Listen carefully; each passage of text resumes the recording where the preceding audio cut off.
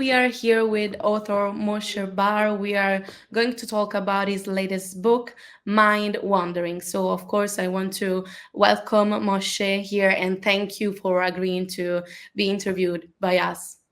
Hello, thank you for having me. So, in your latest book, you talk about why mind wandering and the power of this practice. Just to introduce the concept to our viewers, what is this concept? What is the mind wandering? So the idea is that we are very often busy with all kind of tasks, things we need to do, things we need to think about, things we need to prepare. So it seems like the brain is busy accomplishing things, but then in other times when we're not busy, we feel like our brain does nothing. But the thing is that we realize that these idle times, these times where we don't do anything specific, we still do a lot. And it happens not only when we're not busy, it also happens, let's say that I bore you now with what I talk about, so your mind can go somewhere else and you can still do things that are good, like creative thinking. We call it sometimes creative incubation, where you can think about new ideas, new solutions.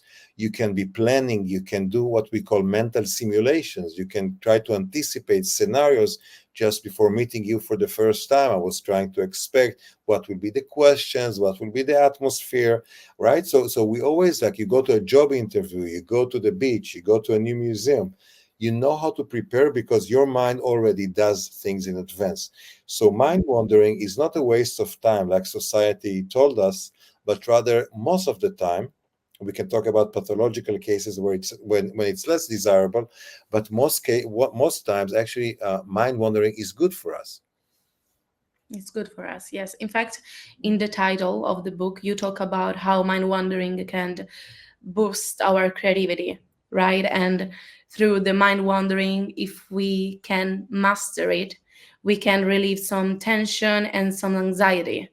So Right. the question is, how can we use it in a practical way? How can we use it to boost our, thinking and imagination and creativity? Right. So now you remind me because I just received this beautiful, beautiful Italian edition, and now it's time for me to check if you also translated the supplement. Because in the supplement, yeah, I think you did, right? In the supplement, I the appendix, I actually listed things that my American publisher insisted that I'll do. Initially, I resisted it, but I think it's a good idea of Mhm. trying to give some practical advice. And I like your question because um, there are things we can do. So first of all, let's clarify that um, we don't have much control over our mind wandering. That's pretty amazing. It happens whenever it wants, and the content is whatever it wants. Of course, it's not a separate person. It's maybe your subconscious, but you're not aware. And interestingly, when you wander, you're not aware that you're wandering. When it finishes, it's like, oh, where am I? Right, I was somewhere else in my mind. You realize that your mind wandered, but only in retrospect. So, um, so first thing I tell people is to feel comfortable, to feel liberated with their mind wandering, not to feel guilty that they've wasted time, but rather that this is something that the brain does in purpose. And like a scientist, I believe in evolution, and I believe that the brain does things for a reason.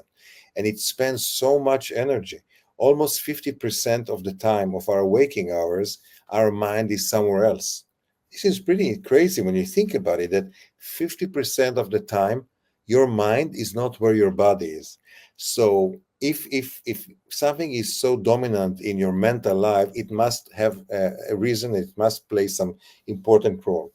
So you should feel free to mind wander as long as you're not, driving and doing something very that requires that kind of risky. But otherwise, it's okay to stay in bed extra 15 minutes, stare at the ceiling, and continue to think about what's ahead, what you hope for, what you want to plan, and what you wish to accomplish. Other than that, thinking, I mean, realizing, just to extend what you mentioned before, um, that it's a seat for creative incubation. So realizing that our mind actually is like a generator of ideas. And I'm not saying anything new now, right? We know that the brain generates ideas. And what something interesting about the creative process is you can think about it like a diamond, like a diamond shape, where initially you shoot ideas in all directions. And this is similar. It's not only creativity in your mind, but also when you do brainstorming with people that work with you and you want to reach a good creative solution. Initially, all the ideas are good. There's no stupid idea. You just shoot in all directions, generate a lot of. So this is what our mind does. When you're just lying and you're thinking about, well, I really want a good vacation, something I've never been to. So now you start writing, shooting all these. Maybe I'll go to Indonesia. Maybe I'll go to Haiti. Things that are not traditional. It's not another trip to Paris or another trip to the United States. It's a trip to something. You shoot all kind of directions, and then gradually there's a second part of this diamond where you start evaluating each of these ideas and choose one of them. So our mind can do both. Initially, when you try to solve a problem, you kind of generate crazy ideas in all directions, extraordinary ideas, things that might seem foolish, and then you choose the one that's most unique and most effective. So the creative process is definitely something that we want to nourish. We want let our mind work on it. And if you can imagine somebody who's always busy, if you know anybody who's always doing things, I would say they have little time for generating creative ideas because they're always busy from A to B, from B to C, C to D. So we have to feel comfortable letting our mind wander because we realize it accomplishes good things. Of course, this is not 100% Mm-hmm. correct in all cases, because if we think about depression or anxiety, people are obsessed with worries, with blame, with things that don't make them feel good. And if they are not busy, they're free to occupy, to kind of, we call it ruminate. They keep going in circles around the same topic. So in this case, you want to stop the wandering and actually do things that take you away from your mind wandering. So that gives me the introduction to the second practical thing I wanted to say is that you should recognize the content of what you wonder about, right? So if you think that what you wonder about is something that makes you feel bad, like this blame or ruminations, then you do want to, stand up and go do something else, even watch a movie. But if your mind wandering is about something that's helpful, either planning a trip or finding a creative solution or thinking about an upcoming conversation that you want to be ready for, then you should let your mind be busy with this. So yeah, realizing that it's good, but also realizing that there are different contents, and you should be the boss of this content to the extent that you can. We don't have too much control. Yeah. At some point in your book, you talk about the correlation between happiness and mind wandering.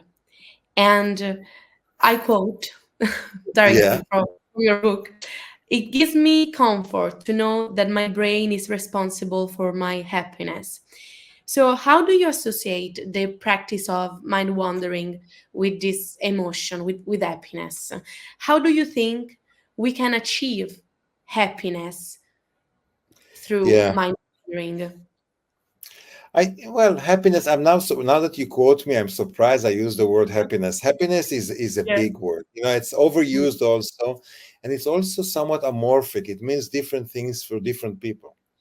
Mm-hmm. The word happiness, but I do think that if you let your mind roam, kind of let it go wild, in many cases, it not only generates good ideas but also improves mood. We have studies that, and we now even have a startup company that focuses on the fact that when our mind goes in a broad scope, so you don't only focus on one topic but rather expand and go on and on and on, then the result is more positive mood.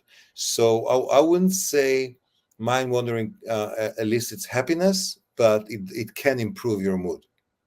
And Okay. better mood is obviously associated with happiness, but it's not it's not going to make you deeper or richer or whatever you want to in order to be happy. Yes. Well, it's definitely important to understand how our brain works. So, especially on social platforms, there is a lot of talk. There is a lot of talking about mind wandering right now and ADHD. So, do Right. you think there is a correlation between ADHD and mind wandering? Do you think that someone who is affected by ADHD could, have a major mind wandering somehow? Yeah. So first of all, I have to say that I enjoy ADHD. I won't say affected. I enjoy my ADHD, and my kids also have it, and have been lucky enough to be able to use it to their benefit.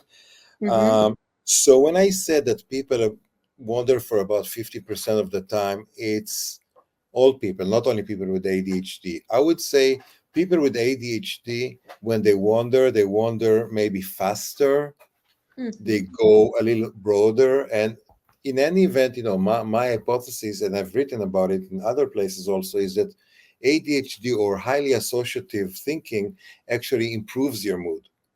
Of course, if you try to accomplish something and your mind cannot focus, this can frustrate you, so it doesn't improve your mood. But otherwise, left alone, I think ADHDs will have more diverse and Mm-hmm. faster wandering.